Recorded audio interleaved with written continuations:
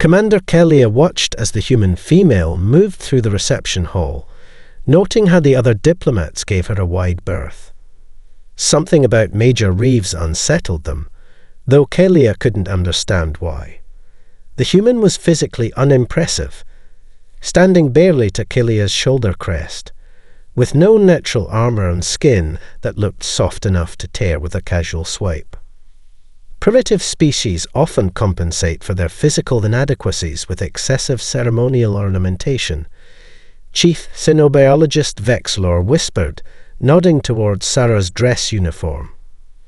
Note the colored fabric strips above the left thoracic cavity, likely indicators of tribal status. Kalia nodded absently.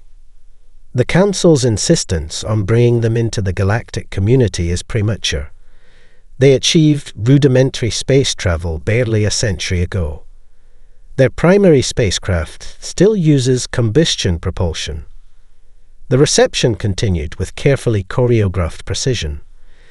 Vexillian cultural attaches demonstrated superior art forms, musical achievements, and technological innovations, while the human delegation, consisting of only 3 representatives, observed quietly.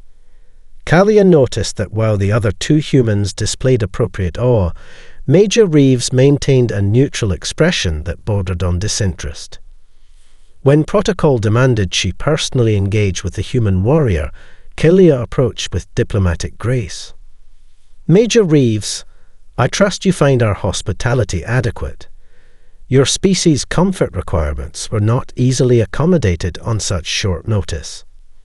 Sarah's eyes, a disconcerting shade of green that reminded Kalia of the hunting lizards from her homeworld, met hers directly. Among Vexillians, such direct eye contact was reserved for equals or challenges.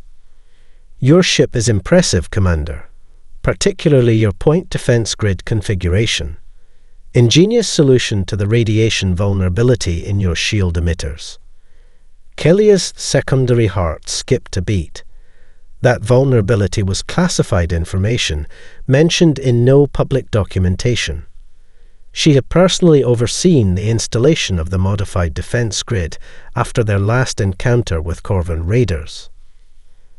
I'm uncertain what vulnerabilities you refer to, Major. Our defensive systems are the most advanced in the quadrant. Sarah smiled slightly. Of course, my mistake.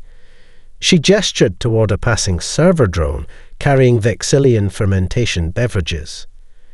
Your artificial gravity creates a subtle harmonic resonance with your vessel's structural supports. Most wouldn't notice, but it creates microsecond delays in your automated systems. Just an observation. Before Kalia could respond, Admiral Thorntar approached, saving her from having to acknowledge the human's unexpected perception. Later that evening, as the reception concluded, Kalia reviewed the security footage from Major Reeves' quarters. The human had spent precisely 17 minutes examining the cultural gifts presented to her delegation, then sat in perfect stillness for over an hour, eyes closed, but clearly not sleeping. Kalia increased the audio sensitivity. Alice, catalogue structural weaknesses observed today. Compare with previous Vexillian vessel schematics. Sarah spoke to an unseen assistant. Analysis complete, replied a synthetic voice from a device smaller than Kalia's smallest finger claw. 14 exploitable vulnerabilities identified. Tactical advantage approximately 37% in close quarters engagement scenarios. Sarah nodded. And their opinion of us? Based on behavioral analysis of Commander Kelia Nextari, dismissive but cautious. They see humans as non-threatening curiosities. The human smiled, a predator's expression that sent an ancestral warning through Kelia's spine ridge. Perfect, Sarah whispered. That's exactly how we want them. Kalia deactivated the monitor, suddenly less certain of her previous assessments. Perhaps there was more to these humans than evolutionary happenstance and crude determination. She would observe this major reefs more carefully in the coming days. The jungle moon's 3 suns set in rapid succession, plunging the crash site into darkness, broken only by the emergency lights Sarah had strategically positioned around their perimeter. Kalia fought against the pain medication her medic had administered, determined to maintain awareness despite her shattered leg. She watched the human female methodically preparing defenses with equipment salvaged from their ruined shuttle. "Your soldiers require rest," Kalia noted, observing the exhaustion evident in her crew's posture. Vexillian physiology cannot sustain prolonged stress without cellular degradation. Sarah didn't look up from the alarm system she was creating using shuttle sensor fragments and what appeared to be her own communication device. "They can rest in shifts, 2 hours each, rotating. Your lieutenant takes first watch with me." The presumption of command rankled Kalia. "I remain the ranking officer, Major Reeves." Sarah finally turned, the harsh emergency lighting casting sharp shadows across her face. "On your ship, yes? Here." She gestured to the dark jungle surrounding them. "This is my environment now. Hostile territory, limited resources, unknown threats. Earth specializes in those conditions." The human returned to her work without waiting for a response, leaving Kalia to contemplate how quickly command dynamics had shifted. Her tactical training acknowledged the logic. With her injury and their compromised technology, adaptation was necessary. Still, the ease with which the human had assumed control was unsettling. Lieutenant Vexmar approached cautiously, his normally iridescent scales dulled with dirt and fatigue. "Commander, the human has established a defensive position that contradicts standard protocols. She's placed our strongest weapons at the rear perimeter rather than creating a forward defense line." Kalia was about to summon the human when a piercing screech echoed through the jungle, followed by the sound of snapping vegetation moving rapidly toward their position. Sarah was beside them instantly, moving with surprising speed for her smaller frame. "Down," she commanded, pushing both Vexillians flat as something massive sailed overhead, disturbing the air where they had been standing. The creature landed with devastating impact 20 meters beyond their position, its 6 limbs absorbing the force as its sensory stalks swiveled toward them. In the emergency lighting, Kalia recognized the distinctive profile of a genetically modified Hezak hunter. Apex predators created by ancient Corvan scientists for planetary clearing operations. They were supposed to be extinct. Sarah was already moving, drawing the creature's attention away from the injured commander. The Hezak followed, its primary focus locked on the moving target.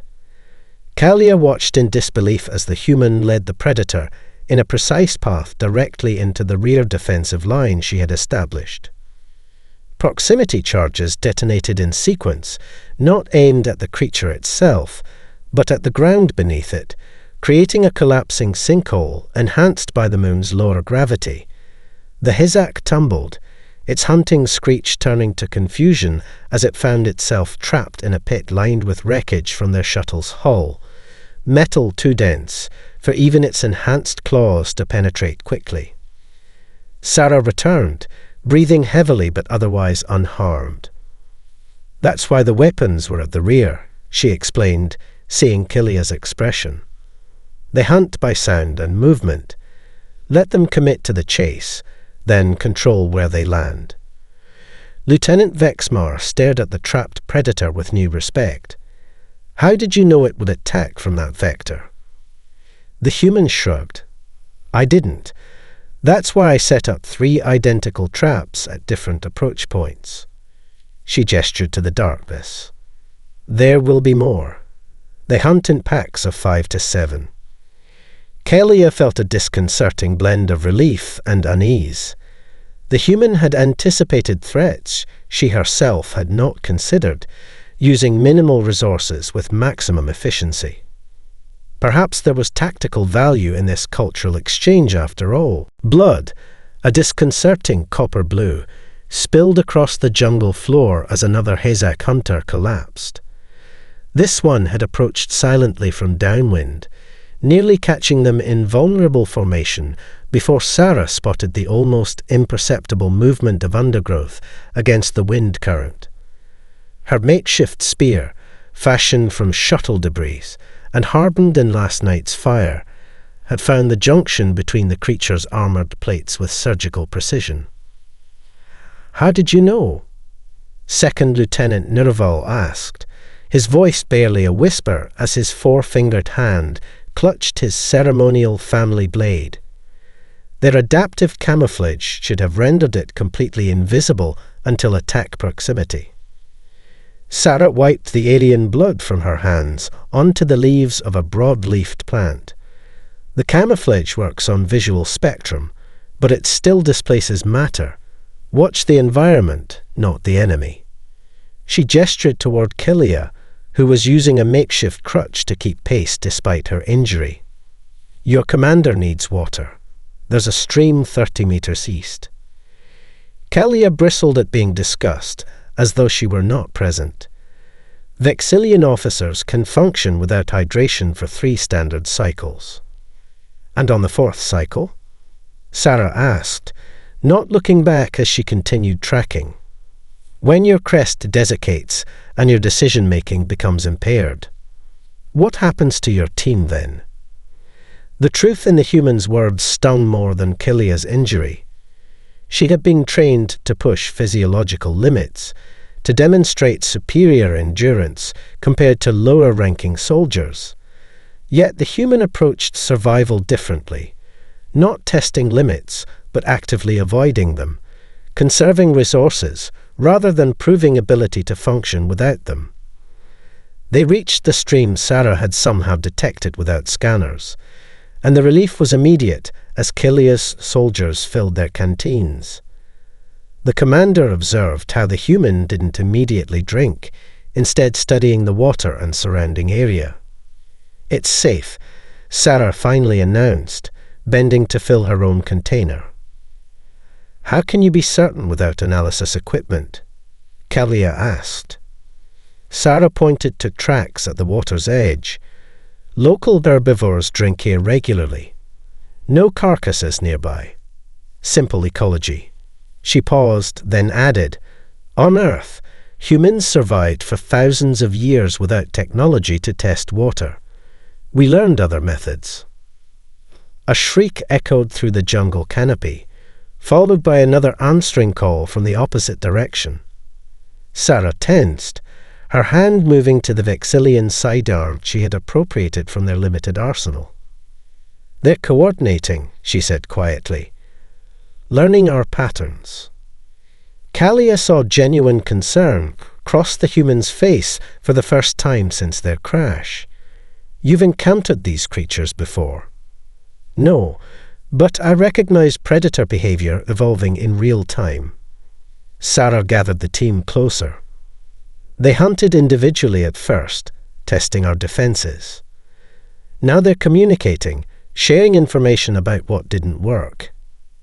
"Impossible," the xenobiologist protested.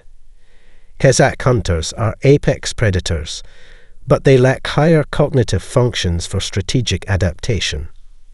Sarah's expression darkened. "Then someone improved them." She demonstrated a new formation to the Vexillian soldiers, placing their weakest fighters in the protected center rather than in strategic defensive positions as Vexillian doctrine dictated. When Third Officer Zexful protested, Sarah's response sent a chill through Killia's spine plates. "Your military trains to win glory in organized combat," Sarah said, checking her makeshift weapons. "Mine trains to survive asymmetric warfare against enemies who don't follow rules." She looked each alien soldier in the eyes. "Whatever's hunting us isn't following rules either. From now on, neither do we." Killia watched as her proud warriors, descendants of the galaxy's most disciplined fighting force, nodded in silent acknowledgement of the human's authority. The commander felt something unfamiliar settle in her consciousness. The recognition that perhaps centuries of uncontested Vexillian military superiority had created a dangerous inflexibility that this small, soft-skinned human might help them overcome. The communication relay station appeared as a geometric aberration among the organic chaos of the jungle, a silver-grey pyramid rising from the undergrowth. Kalia leaned against a tree trunk, her breathing laboured from the ascent. Though she would never admit it, the human's assistance during their journey had been essential. Without Sarah's improvised medical treatment, infection would have claimed her shattered leg cycles ago. Your breathing pattern indicates pain exceeding tolerance thresholds, Sarah observed, offering a canteen. The relay station has medical supplies. Vexillian warriors do not acknowledge pain, Kalia responded automatically, though she accepted the water. Sarah's expression remained neutral. Pain isn't weakness, Commander. It's information. Ignoring it is like ignoring enemy communications. An unexpected insight that Kalia found herself considering more deeply than she might have days earlier. Their journey had been filled with such moments, casual observations from the human that challenged centuries of Vexillian military doctrine. As they rested before the final approach to the station, Vexmar asked about Earth's most significant military victories. The young lieutenant had grown increasingly fascinated by human warfare tactics since witnessing Sarah's effectiveness against the Hezak hunters. "We don't celebrate our victories the way you do," Sarah replied, checking the makeshift splint on Kalia's leg. "Our most studied military engagements are often our failures." Kalia couldn't hide her surprise. Failure is not a concept honoured in Vexillian military history. "That's because you've never faced an existential threat," Sarah said with unexpected gentleness. "Humans have nearly destroyed ourselves multiple times. Our worst conflicts were against each other. Civil war is considered the ultimate disgrace," Vexmar said. Sarah nodded. "Yet it's also been our greatest teacher. When your enemy shares your biology, your psychology, and your resources, you can't rely on inherent advantages. You have to adapt faster, think more creatively." Kalia considered this perspective.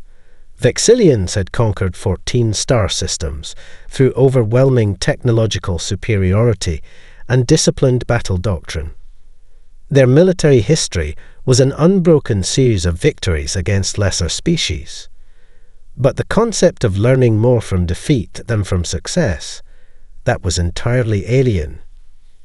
"I would like to see these human combat techniques," Kalia said suddenly, surprising even herself. Sarah raised an eyebrow. "No. We have rested sufficiently.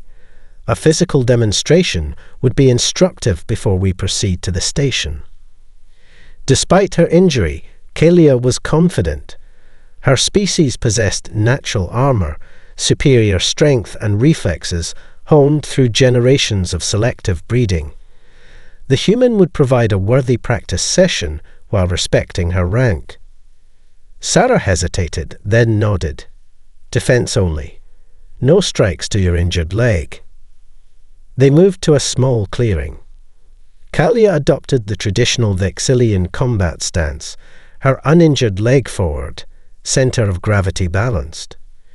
She was prepared for the human to circle cautiously, as most opponents did when facing a Vexillian warrior. Instead, Sarah stepped directly into her guard, flowing like water around Kalia's instinctive strike.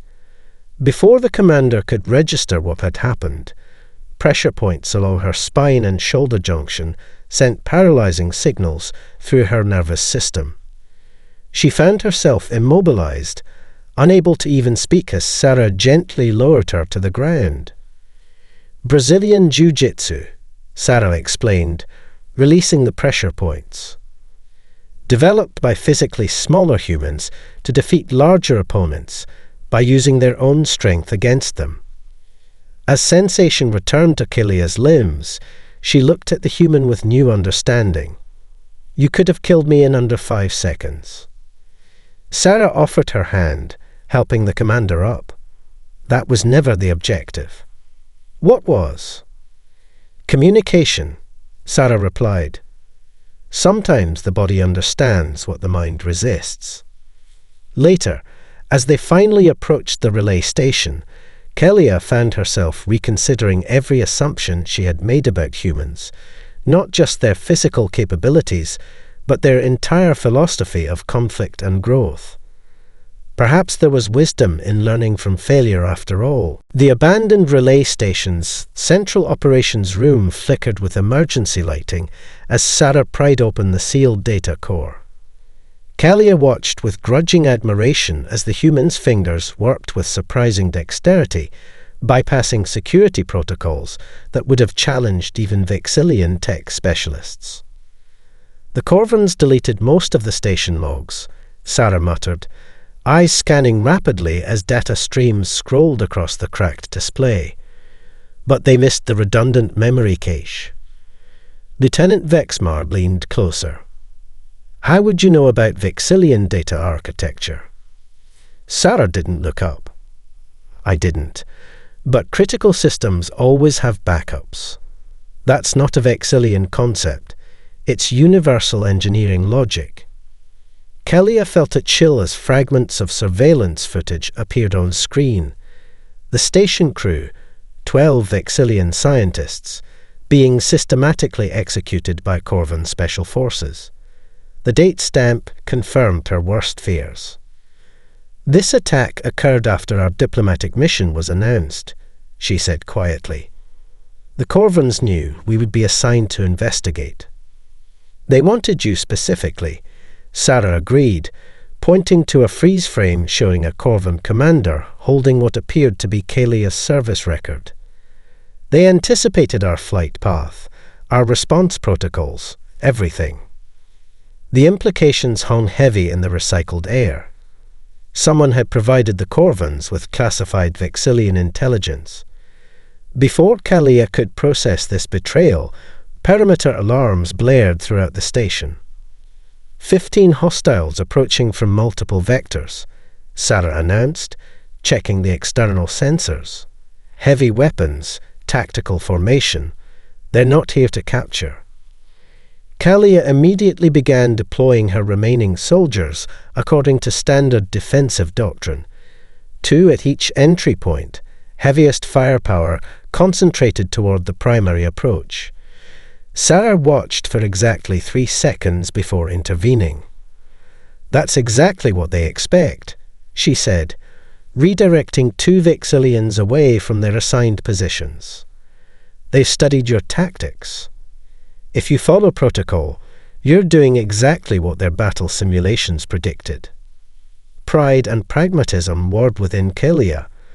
Her training demanded adherence to proven strategies developed over centuries of successful warfare.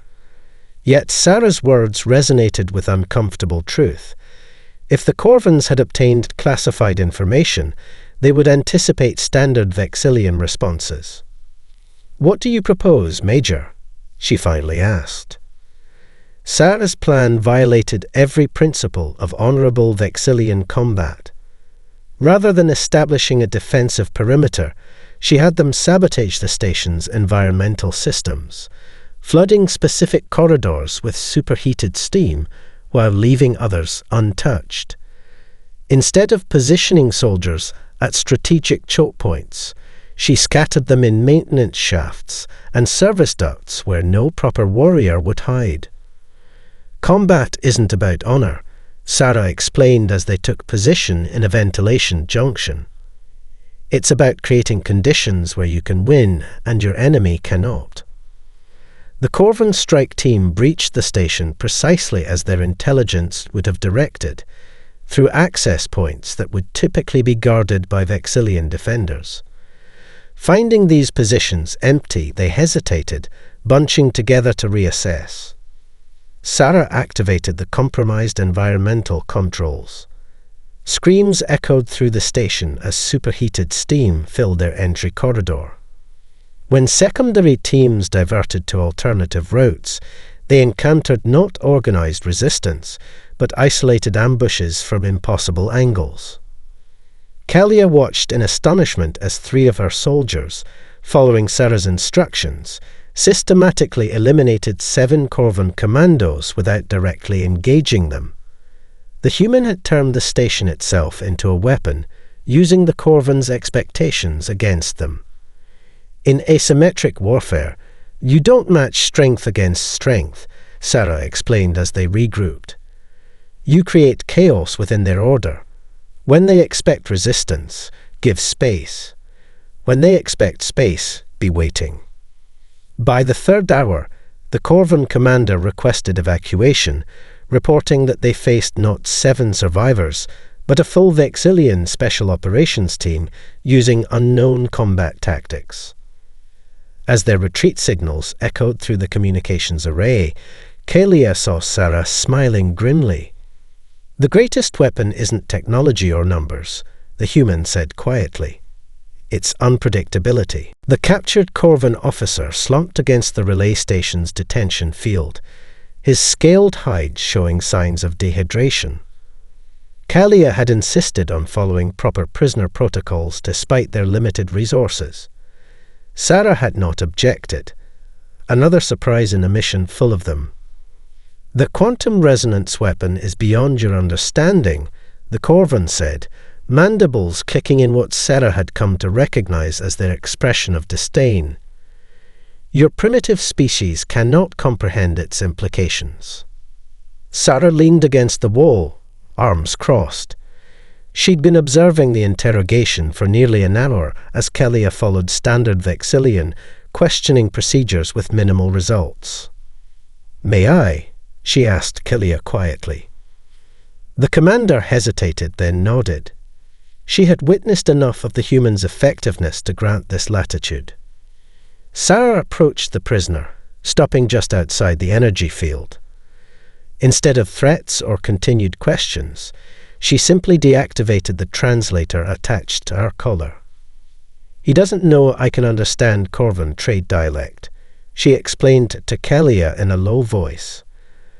"Let's see what he says when he thinks we can't understand him." The Corvan immediately began muttering to himself, calculating escape possibilities and cursing his captors. Sarah listened intently, catching fragments about deployment schedules and activation codes. "The weapon will be fully operational in 36 hours, she told Kalia after reactivating her translator. Their command post is located in the abandoned mining facility in Sector 7 of the Westlands. The Corvan's compound eyes widened. Impossible. No human can understand High Corvan. "I don't," Sarah replied calmly. "But your military uses simplified Corvan trade dialect for field operations. Same phonetic patterns, different tonal structure." Kalia stared at her human companion with newfound respect. "You learned an alien language by observing phonetic patterns." "Pattern recognition is a basic human survival skill," Sarah said with a shrug. "And the Corvan military has been broadcasting their communications in the clear, thinking no one outside their species could decipher them." The Corvan prisoner hissed what was clearly an obscenity. "This is why they must be eliminated. Their minds do not follow predictable evolutionary pathways. They adapt too quickly." Kalia's tactical mind immediately began formulating an approach to the mining facility. "We must alert both our governments. We'll need a full battle group to neutralize a weapon of that scale." "We don't have time," Sarah countered. "By the time reinforcements arrive, the weapon will be active. We need to move now, with what we have." The commander balked. 7 soldiers against a fortified Corvan position. The statistical probability of success is irrelevant, Sarah interrupted, because we won't be engaging them directly. She moved to the station's holographic display, pulling up topographical scans of the mining region.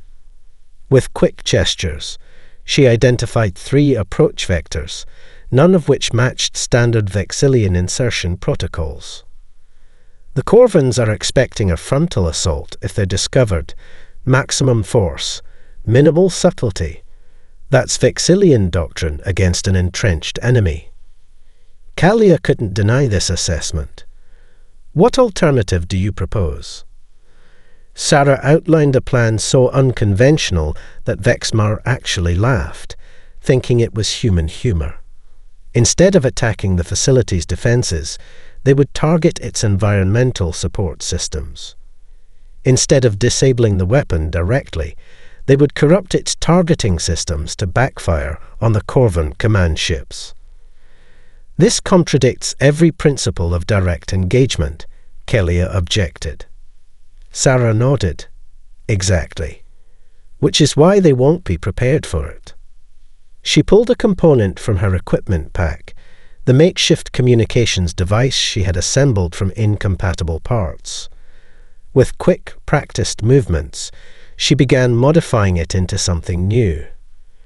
They've designed their defenses against conventional weapons and approaches, she explained, fingers working with precise efficiency. But they haven't accounted for human ingenuity. The device shouldn't have functioned. Its components operated on conflicting technological principles. Yet somehow, Sarah made them work together, creating something that even Kelia's advanced engineering knowledge couldn't fully comprehend. This, Sarah said, holding up the completed device, is what they truly fear. Not our weapons or our biology, but this. What is it?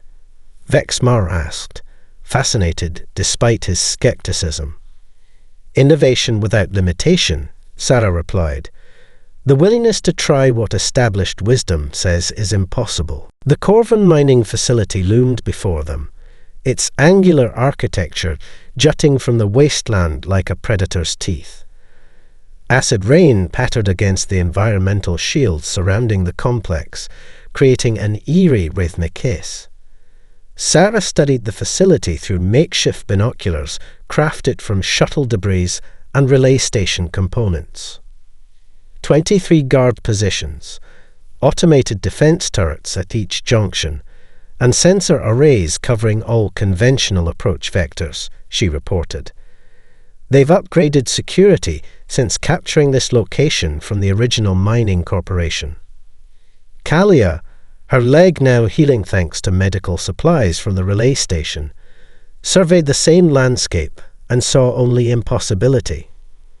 Their defenses exceed our offensive capabilities by a factor of 7. Even with your unconventional approach, the probability of success is minimal. Probability, Sarah repeated softly. That's what they're counting on. Mathematical certainty, predictable outcomes.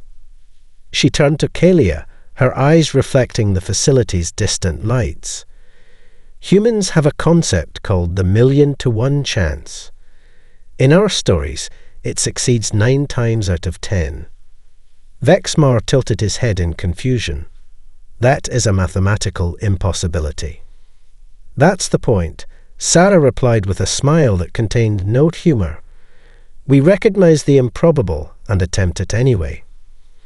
Their plan violated every principle of Vexillian tactical doctrine. Instead of waiting for optimal conditions, they moved during the height of the acid storm, when sensor efficiency dropped by 17%. Rather than avoiding detection entirely, Sarah deliberately triggered perimeter alarms in a pattern that suggested a much larger force approaching from the facility's western quadrant. As Corvin security forces mobilized to counter the phantom threat, Sarah led Kalia and 2 soldiers through maintenance tunnels that the facility's designers had considered too toxic for biological infiltration. Their modified environmental suits, another of Sarah's improvised creations, filtered the worst of the chemicals, though Kalia could feel her scales burning beneath the protective fabric. "How much farther?" she asked, her voice tight with discomfort. Auxiliary control junction should be 30 meters ahead, Sarah replied, seemingly unaffected by the caustic atmosphere. Remember, we'll have approximately 40 seconds between bypassing the security protocols and when their adaptive systems detect the intrusion. When they reached the junction, Sarah connected her impossible device to the facility's systems. Immediately, warning lights flashed as security measures activated. Their countermeasures are more advanced than anticipated, Kellia observed, reading the alien display. They'll locate us in seconds. Sarah nodded calmly. I'm counting on it. Before Kellia could question this apparent suicide strategy, Sarah overloaded her device, sending cascading power surges through the facility's electrical system. Emergency protocols immediately triggered, sealing compartments and rerouting critical power to essential systems, exactly as Sarah had predicted. Now we move, she ordered as darkness engulfed the corridor, backup lighting casting everything in blood-red hues. They navigated through suddenly accessible security areas, passing confused Corvan technicians who had been sealed in their workstations by the emergency protocols. When they finally reached the weapon control center, Sarah didn't attempt to breach its heavily defended entrance. Instead, she accessed a maintenance panel that Kellia would have overlooked entirely. In human military history, we learned that targeting an enemy's command structure directly is often less effective than undermining their infrastructure. Sarah explained as she worked. The Corvans built redundancies into their weapon systems, but neglected the environmental controls that keep the targeting computers within optimal temperature ranges. With a few precise adjustments, Sarah rerouted coolant systems away from the quantum resonance targeting array. Almost immediately, alarms blared throughout the facility. "What have you done?" a Corvan commander demanded as he burst into the corridor, flanked by security forces. Sarah straightened, facing the alien with calm composure. "Created uncertainty where you expected certainty." The facility shuddered as the weapon's targeting systems began to malfunction, its energy feedback flowing into the Corvan command network rather than toward its intended targets. "You've doomed us all," the commander hissed. "No," Kellia corrected, standing shoulder to shoulder with her human companion. "She saved us all." The Galactic Council chamber fell silent as Kellia and Sarah entered side by side. Representatives from 87 spacefaring civilizations watched with varying degrees of curiosity, respect, and thinly veiled concern. The massive holographic displays surrounding the chamber showed footage from their mission, images captured by Kellia's armor recordings and the relay station's security systems. Kellia wore her formal dress uniform, adorned with the new ceremonial scar that mirrored Sarah's own battle mark. When the council had questioned this modification to her appearance, Kellia had replied simply, "It is a reminder of lessons learned." The Vexillian High Commander rose from his elevated position, his ancient scales shimmering with embedded honor crystals that caught the chamber's light. "Commander Nextari, your report on the Corvan conspiracy has been verified through multiple intelligence channels. Their attempt to destabilize human-Vexillian relations and deploy a quantum resonance weapon constitutes a Level 1 violation of Galactic Accords." He paused, his compound eyes shifting towards Sarah. "However, many on this council question the methods employed during your mission. The humans' approach diverged significantly from established tactical protocols." Kellia stepped forward. 3 cycles earlier, she would have agreed with these concerns. Now, standing before the assembled representatives of galactic civilization, she found herself choosing words she never imagined would pass her mandibles. "High Commander, esteemed representatives, I stand before you transformed by experience. The human phrase, 'seeing is believing,' holds profound wisdom. She gestured to Sarah. Major Reeves did not simply help us survive. She demonstrated why humanity represents not a threat, but an opportunity for our collective advancement. Murmurs rippled through the assembly. Kellia continued, her voice growing stronger. For over 7,000 cycles, the Vexillian Empire has developed military doctrine based on technological superiority, standardized responses, and predictable enemy behavior. We have conquered and subjugated lesser species who could not match our capabilities. She straightened to her full height. Yet in less than 15 days, a single human female with minimal technology demonstrated the fundamental flaw in our approach. The High Commander's crest flared slightly, a sign of discomfort among his kind. "Explain, Commander." "We have optimized our civilization for certainty," Kellia replied. "Humans have optimized theirs for uncertainty. Where we see chaos as a threat, they see opportunity. Where we develop doctrine, they develop adaptability." Sarah remained silent beside her, letting Kellia speak without interruption. A gesture of respect that would not have been possible during their first encounter. The traditional metrics by which we evaluate species potential, technological advancement, resource management, biological capabilities, failed to capture humanity's true value, Kellia continued. Had we relied solely on these measurements, we would have dismissed them as primitive, unworthy of galactic integration. She activated her personal display, showing the improvised devices Sarah had created during their mission, technology that should not have functioned yet somehow did. "This is what the Corvans truly feared," Kellia explained. "Not human aggression or expansion, but human innovation, their capacity to transcend established limitations and create possibilities where none existed before." The council chamber remained silent as representatives processed this assessment. Finally, the Galactic Arbiter, a being of pure energy suspended in the chamber's center, addressed Sarah directly. "Human, do you agree with Commander Nextari's evaluation of your species?" Sarah stepped forward, standing shoulder to shoulder with her alien companion.